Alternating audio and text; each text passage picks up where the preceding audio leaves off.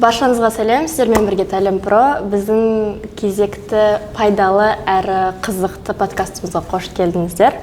Бүгінгі қонағымыз Баубек Сағындық, мультимедиа журналисті, СДУ журналистика мектебінің координатор және медиа тренер.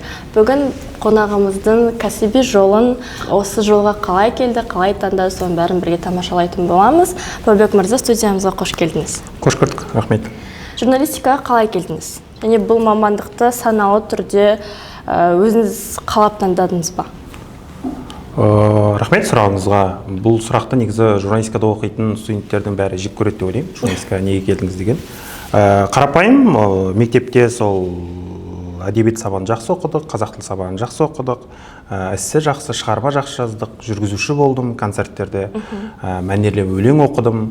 Сондай бір шығармашылыққа деген қызығушылықтар болды, бірақ өзім негізі мектепте оқып жүрген кезде архитектор болғым келген. Сондықтан математикадан олимпиадаға қатыстым, бірақ енді тағдыр айдап журналистикаға топ ете түстік. Сол кезде СДУда журналистика мамандығы енді ашылып жатқан кездердің бірі еді. Біз шамамен 4-ші ме 5-ші түлекпіз журналистикада оқып жүрген. Сол жылдары СДУға сол шақырып, мен лицейде оқығам, Қазақтар лицейінде. Сөйтіп журналистикаға келіп қалдық. Солай. Тамаша. Сіз жалпы студент кезіңізде, осы СДУда оқып жүрген кезде, осы салада болашақта өзіңізді елестете алдыңыз ба? Әлбетте, себебі журналист болғым келді, бірақ менде бір комплекстер болды, бұл түрәлпетке қатысты деген сияқты. Сондықтан өзімнің телевизияға бармайтынымды білдім бірден. Бірақ сол жылдары интернет журналистика, мультимедиа саласы өте қатты жақсы дамып жатты. Газет журналдардың дәстүрлі журналистика жайлап сайттарға көшіп жатты. Сондықтан өзімді осы бір бағытта көрдім. Мен телевизияға шықпаймын, немесе газетке бармаймын, радиоға бармаймын, бірақ интернет журналистикада, мультимедиада өзімді көрсете аламын деген сияқты ой болды. Сондықтан да дизайнға қызықтым. Сол жылдары бізде ең алғаш дата журналистика деген Асқат Еркінбайдың сабағы болды. Дата журналистика кіріспе деген сол сабаққа қызықтым, өйткені оның ішінде статистика болды. Мен математикадан олимпиадаға қатысқандықтан маған сан өте қатты ұнайды. Карта, сан, сондықтан сол салаға кетіп, ары қарай магистратурамды да осы бағытта, дата журналистика бағытында алып кеттім. Дипломка жобам да сол туралы болды. Сондықтан журналистиканың ішіндегі осы мультимедиа журналистика саласына қарай кеттім десем болады. Жақсы. Сіздің оқуыңызға келетін болсақ, сіз СДУда бакалавриат бітіргенсіз? Иә, 2013 жылы СДУ журналистика мектебіне түстім, 2017 жылы бітірдім. И магистратураны Қазақ ұлттық университетінде? Әл-Фараби атындағы Қазақ ұлттық университетінде магистратура оқыдым. Тамаша. Неге Қазақ ұлттық университетке? Бірінші себеп бұл әрине СДУда ол кезде магистратура болмады журналистика. Екіншіден Алматыда жалғыз магистратурада оқытатын сол кезде Тұран университеті мен Әл-Фараби болды. Сөйтіп Әл-Фарабиға түстім. Сосын кез келген негізі журналистика, біздің кезімізде, қазір білмеймін, қазір мүмкіндіктер әртүрлі университеттер көп қой. Біздің кезімізде бұл журналистиканың эталоны, ол сол кезде Қазақ ұлттық университеті болатын, яғни әрбір журналист болам деген адам Әл-Фарабиде оқығысы келетін. Сол бір гештальтты жапқым келді магистратурамен, сөйтіп Қазұу-ға түстім. Оқу барысында сіз алған біліміңіз бен шынайы жұмыс барысында бір айырмашылық болды ма? Айырмашылық қатты болды десем болады. Айырмашылық қатты болды, өйткені СДУдың журналистикасында оқыған кезде бұл көбіне шетелдегі журналистика қандай болып жатыр, соның мысалдарымен, соның инструменттерімен бізді оқытқан. Мысалы, дата журналистика деген түсінік ол кезде қазақ журналистикасының өзінде болмады ол кезде. Бірақ біз ол нәрсені оқыдық. Мысалы, статистикамен қалай жұмыс жасау керек, қалай визуализация жасау керек, оны деген сияқты. Кейін мен журналистикаға келген кезде айырмашылық, енді мультимедиа саласында қатты болған жоқ та, бірақ дәстүрлі журналистикада өте қатты айырмашылық болды. Сондықтан біздің осы салада СДУ журналистика мектебінде оқығанымыз айырмашылықтан көрі артықшылық көбірек болды. Өйткені жұмысқа орналасқан кезде сен статистиканы түсініп тұрсың, визуализацияны да өзің жасай аласың. Сондай. Сол кезде бір SMM деген түсініктер жайлап әлеуметтік желінің дамуымен пайда болып жатқан кездер еді. Сол кезде бізде кішкене артықшылық болды сол тұрғыдан. Жалпы осы жолды бағытты қолап жүрген студенттер қазірден бастап қандай қабілетті дамытқан маңызда? Біріншіден көп оқу керек. Өйткені сөйлеу, жазу бұл журналистиканың ең бірінші басты машықтары, яғни қабілеттер, скиллстардың бірі. Сондықтан көбірек оқу керек, көбірек ақпаратты қарап жүру керек. Содан кейін әлемде, жалпы қоғамда не болып жатыр, жаңалықтарды оқып жүрген дұрыс. Тағы не айтуға болады. Сосын қазір енді визуализацияның заманы ғой, әлеуметтік желі қарқындап кетіп жатыр. TikTok болсын, Instagram болсын, YouTube болсын, Threads болсын. Сондықтан мына шығармашылық жаққа да көбірек дамыту керек. Монтаж жасау, дизайн жасау деген сияқты. Сол жақтарға кішкене де қабілеттер болатын болса, бұл салада, журналистика саласында, мультимедиа саласында өте жақсы жетістіктерге жете алады деген ойдамын. Жалпы оқу барысында теория болады ғой, әлбетте, бірақ одан бөлек практикалық және жобалық жұмыстардың рөлі қандай болды? Бізде енді көп айтады, журналистика қазіргі таңда практикалық мамандық деген сияқты, бұл академиялық емес, теориялық емес деген сияқты. Бірақ қазір түсінік өзгеріп жатыр. Өйткені журналистика анализді, аналитиканы, теорияны, әсіресе этиканы өте қатты қалап жатыр. Өйткені мана айтып кеттік, әлеуметтік желі, технология өте қатты дамып жатыр. AI қазір кетіп жатыр. Сондықтан этиканың мәселелері өте көп ортаға шығып жатыр. Сондықтан теорияны қазір біз маңызды деп ойлаймын бұл салада. Сондықтан енді менше 50-50, яғни теория 50% болу керек, сен этиканы, заңдарды, ережелерді, мақалалардың жазылу құрылымын, видео, мысалы видеоның өзінде хук, conclusion, немесе call to action, әрекетке шақыру, оның да өзінің формуласы бар, оның бәрі теория негізі. Медиа психология, мысалы, аудиторияны қалай тарту керек, аудиторияны қалай ұстап тұру керек, аудиторияға қай түс қалай әсер етеді, қай дауыс қалай әсер етеді, қай ракурс қалай әсер етеді. Бұның бәрі айналып келген кезде теорияға әкеліп соғады. Сондықтан 50-50 теорияда болу керек және практикада болу керек. Мен университет бітіргеннен кейін фактчек.kz дейтін сайт болды. Сол жерде мультимедиа редактор болып жұмыс жасадым. Ақпараттарды тексеретін, сол жылдары елде саяси әртүрлі нелер болып жатты да, әртүрлі фейк ақпараттар шықты. Одан кейін ковидтің кезінде неше түрлі жалған ақпараттар шықты. Фактчек.kz бұл сол жалған ақпараттарды тексеріп отыратын, мынауың рас, мынау өтірік, мынау манипуляция деп айтып отыратын сондай сайт. Сол жерде мен мультимедиа редактор болдым. Әлеуметтік желілерге, видеоға, жалпы мультимедиалық контентке жауап бердім.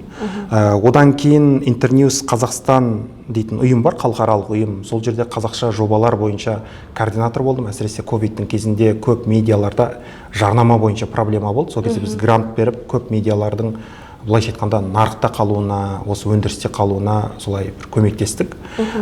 Кейін СДУ-ға шақырды. СДУ-да біздің факультет бар, құқық және әлеуметтік ғылымдар деген факультет болды. Сол жердің түлектеріне жауапты болдым. Бірақ осы жылдан бастап журналистика мектебінің координаторы деген лауазымға келіп жатырмын. Сол қазір сабақ берем және координатормын осы мамандықтың. Сіз осындай тәжірибесі өте үлкен, мықты мамандық иесі болып тұрсыз. Сіздің ойыңызша, профессионалдық көзқарасыңыз бойынша өте күшті журналист ол қандай болу керек? Так, қалай айтсақ болады, журналист күшті болу үшін бірінші этикасы мен заңдарды жақсы білу керек. Яғни теориясы бұл, қалай айтсам болады, негізгі негіз, журналист болып қалыптасу үшін негізгі негіз болатын нәрсе. Бұл теория, этика, заң білуі керек. Одан кейін жаңа әртүрлі машықтар, скиллстар, ол визуализацияға қатысты. Егер жазатын журналист болса, жазу машықтары, телевизияға баратын, немесе радиоға баратын болса, сөйлеу, дауыс машықтары деген сияқты. Осы қабілеттерді топтастыра алса, бір жерге жинақталса, өте жақсы журналист болады деген ойдамын. Сосын қазіргі таңда журналистика жайлы бір қате тұжырымдар бар. Мысалы, журналистика мамандығы тек мәтін жазумен шектеледі деген, ол жайлы не ойлайсыз? Қате түсінік біріншіден. Өйткені журналистика қазір өте былай таралып жатыр. Біз жаңа әңгіменің барысында да бірнеше түрін айтып кеттік қой. Телевизияға баратындар бар, радио бар, сайттар бар қазіргі таңда. Әлеуметтік желіде қазір медиалар ашылып жатыр. YouTube шоулар бар. Сондықтан жаңағыдай тек жазу емес, бірақ жазу өте маңызды. Өйткені сіз видео түсірсеңіз де ол жерде сценарий керек, онда сіз жазуыңыз керек. Негізгі құрал ол журналистің ол жаза алуы. Бірақ тек жазу деген түсінік, қате түсінік. Журналистиканың сан тараулы түрлері бар. Кез келгеніне ыңғайына қарай, қабілетіне қарай бара беруге болады. Жалпы айтады ғой, мамандық таңдаудан қателеспеу керек деп. Сіз қателеспеген адам сияқтысыз. Енді оны мен айта алмаймын қазір, қателестім, қателеспедім деген, және бұл түсінікті де өзгерту керек шығар деген ойдамын. Қателескенде тұрғанда ештеңе жоқ. Көру керек, өйткені адамның өмірі, ғұмыры әртүрлі болады ғой. Бір кезеңдерде сен шығармашыл адам боласың, бір кезеңдерде сен тұйықталасың, техникалық бір бағытқа кеткің келеді, академияға кеткің келеді. Сондықтан қателесуден қорықпау керек. Біздің СДУ журналистика мектебінің де негізгі ережесі де бар. Ол 4 жылда сен қателесуден қорықпауың керек. Қайта 4 жыл бұл қателесетін уақытың. Сен көруің керек, қарауың керек. Сондықтан қазір жүрегің не қалап тұр, қалауың не қарап тұр, сол мамандыққа түсу керек. Кейін ол нәрсе болмай қалса да, ол проблема емес деген ойдамын. Өмір өте береді. Сондықтан басқа бағытқа кетуге ешқашан кедергі қоймау керек деп ойлаймын. Шектеу болмау керек. Бірақ сонда да қателіктен алдын алу үшін студенттерге или мектеп түлектеріне қандай кеңес берер едіңіз? Біріншіден, қызығушылық маңызды. Ана бір сөз бар ғой, мамандық емес, мамамдық деген сөз бар. Яғни әке-шешесінің айтқан нәрсесімен түсетін кездер болады. Сосын грант мәселесі бар, жаңағы отбасыма салмақ салмайын, грантқа түсейін деп қаламайтын бір мамандығына түсетін кездер болады. Менің айтатын бұл қалау, ішкі сезім не нәрсені қалап тұр. Сен инженер болғың келе ме, эколог болғың келе ме, психолог болғың келе ме, журналист болғың келе ме, ішкі қалауың не қалап тұр, сол мамандыққа қарай барған дұрыс. Өйткені қаламаға мамандығыңа түсу қазіргі сен ойлаған шығыннан да келесі жолы өте көп шығын болуы мүмкін. Мысалы, сен өзің инженер болғың келеді, бірақ әке-шешең сенің дәрігер болғаныңды қалады. Сен дәрігерге түстің, 7 жыл, 8 жыл, 9 жыл ғұмырыңды құрттың. Бірақ қайттан инженер болған кезде бұл шығыны өте көп болады. Ол уақыт тұрғысынан, қаржылық тұрғысынан. Сондықтан негізгі нәрсе ол ішкі қалауың. Қазір нені қалап тұрсың? Қабілетің не нәрсеге келіп тұр, не нәрсені жасай аласың, сондықтан сол бағытқа қарай кеткен дұрыс деп ойлаймын өз басым. Сосын ақпаратты қарау керек. Мен осы жылы неде болдым да, қабылдау комиссиясында болдым, журналистерді қабылдадым. Маған ұнағаны көбі дайындалып келеді, яғни бұрынғыдай емес. Университеттерді қарайды, бағдарламаларын қарайды, жаңа біз не дейміз, куррикулум дейміз, не оқытады 4 жылда деген нәрсе. Тіпті соған дейін қарайды, сенің әлеуметтік желіде не шығарып жатсың, түлектеріңмен сөйлеседі. Осындай ақпараттар маңызды деп ойлаймын. Бұл нәрседен қорықпау керек. Қазір кез келген университеттің әлеуметтік желіде парақшасы бар. Тіпті университеттің ішіндегі мамандықтың парақшалары бар. Мысалы, біздің СДУ журналистика мектебінің өзінің жеке парақшасы бар. Кез келген сұрағыңды қоя аласың. Біздің жаңағы өзіміз фоллоу жасаған түлектеріміз бар. Сол жерден түлектерімізді де көре аласыз. Сондықтан мамандық туралы барынша ақпаратты алу керек. Сосын бір мамандық болғанмен әр университет әртүрлі бағытта оқытады. Мысалы, СДУ журналистика мектебі бұл мультимедиа, соған қарай бағытталса, кейбір университеттер дәстүрлі журналистикаға қарай телевизияны жақсы оқытады, радионы жақсы оқытады деген сияқты. Кейбір университеттер IT бағытына кетеді, кейбіреулер бизнес бағытына кетеді. Сондықтан журналистиканың саласына қарай да журналистика мектептерінің әртүрлі түрлері бар.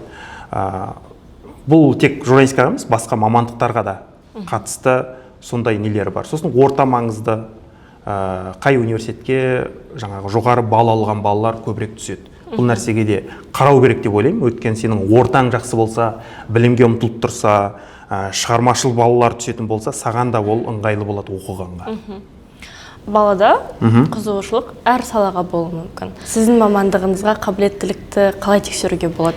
Қызығушылықтан бөлек. Қалай тексеруге болады? Біріншіден, жалпы ортада, мектепте жүрген кезде ортада өзі ашық па? Бұл бірінші нәрсе.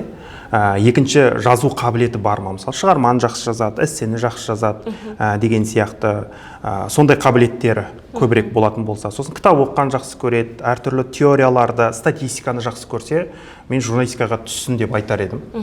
Қабілеті болатын болса әрине. Сонымен қатар қазір кездегі, енді қазір әлеуметтік желі дамып жатыр ғой, балалардың қолында жақсы телефон бар, шама келгенше. Блог жүргізіп жүрген, өзінің ойын, фотосын, видеосын TikTokқа салып жүрген балаларда сондай бір қабілеттері болатын болса, шығармашыл бағыттағы мамандықтарға түссе дұрыс болады деп ойлаймын өз басым. Мен өзім кішкентай кезімде мектеп оқып жүргенде журналистика саласына қызыққан болатын.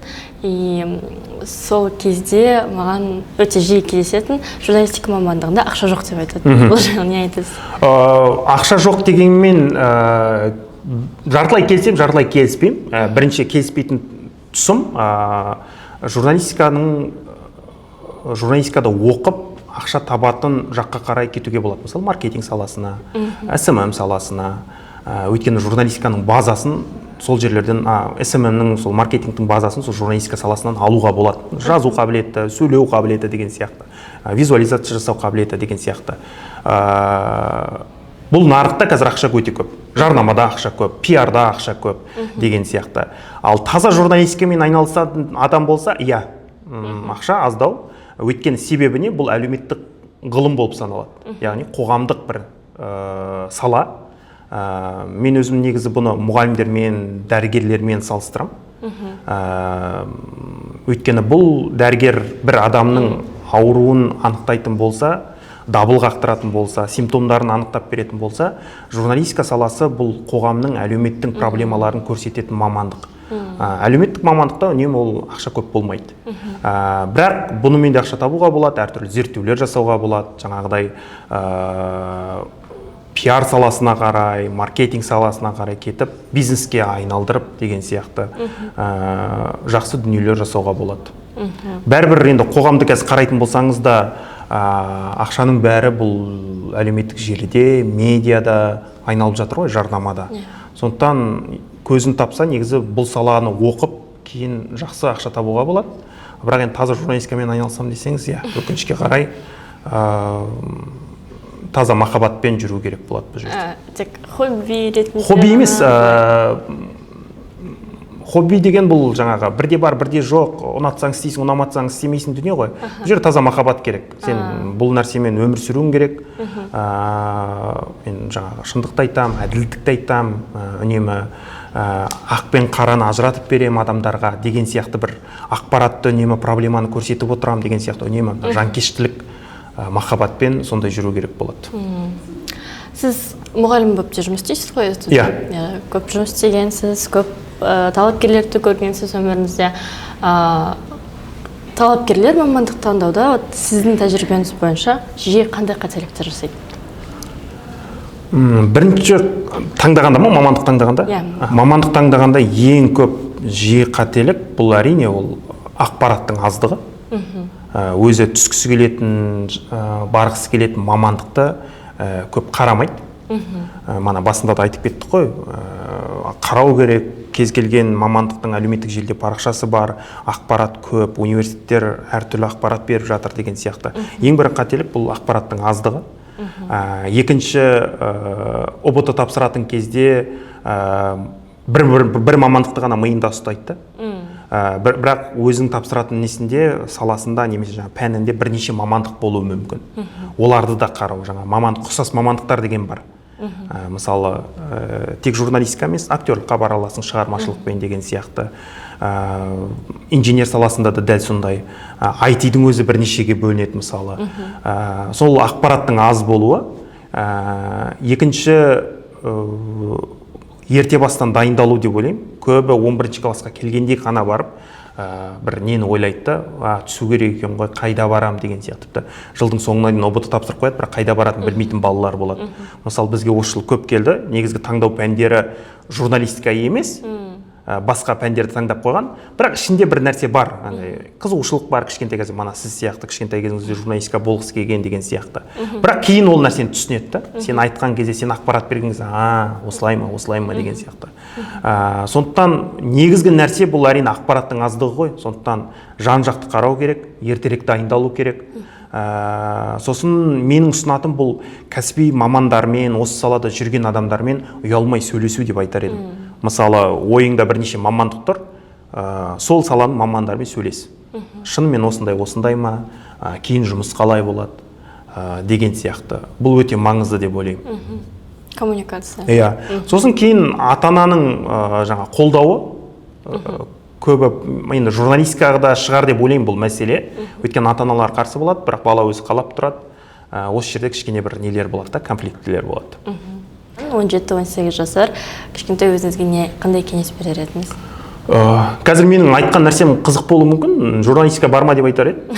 Не үшін? Өйткені манада әңгіменің басында айттық қой, журналистика бұл таза махаббатпен жасалатын нәрсе. Махаббатпен жасалған жерде үнемі бұл қиындықтар көп болады, саған ұнамайтын нәрселер болады. Сондықтан 17-18 жасар Баубекке мен журналистикаға барма деп айтар едім. Қазіргі ситуациямен айтатын болсам. Бірақ ол кезде сол недегі менің таңдауым дұрыс болды деген ойдамын. Журналистика барма, бірақ қай салаға бар деп кеңес берер едіңіз? IT саласына бар едім, инженер саласына бар едім. Не үшін инженер? Бұл енді таза қазір не тұрғысынан айтамын мен, қаржылай, экономикалық жағдайға байланысты. Өйткені қоғам сол инженерияға қарай, IT саласына қарай кетіп бара жатыр ғой. Сондықтан сол бағытқа қарай бар деп айтатын едім да. Немесе биотехнология, биоинжиниринг, неге қатысты дәрі-дәрмек мүмкін. Сол салаларға бару керек шығар деп ойлаймын. Өйткені мен оларды бір болашақтың саласы деп көрем.